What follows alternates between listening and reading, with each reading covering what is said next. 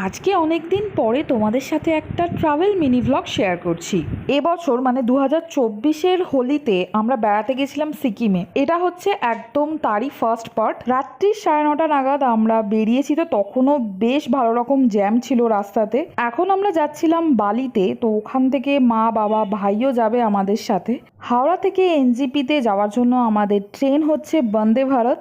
এই ট্রেনটা ছাড়েই হচ্ছে ভোরবেলা 5:55-তে, তাই আমরা সবাই মাঝরাতেই বেরিয়ে পড়েছি হাওড়া স্টেশন যাওয়ার জন্য। চারিদিকে দেখো একটাও লোক নেই, খালি আমরাই রয়েছি। দোকানও একটাও খোলা নেই। হাওড়া স্টেশনে অবশ্য গিয়ে দেখলাম প্রচণ্ডই ভিড় ছিল। আমাদের ট্রেন একদম দাঁড়িয়েই রয়েছে। এই ট্রেনে আমি একদম প্রথমবার যাচ্ছি, এক্সপিরিয়েন্সও কিছু হলো নতুন নতুন। ট্রেনটা খুবই পরিষ্কার ছিল, আর সেফটি নিয়ে তো কোনো কথাই হবে না। দরজা একবার লক হলে আর কোনোভাবেই খোলা যায় না। কম্পার্টমেন্টে ঢোকার জন্য এরকম একটা পুশ বাটন ছিল,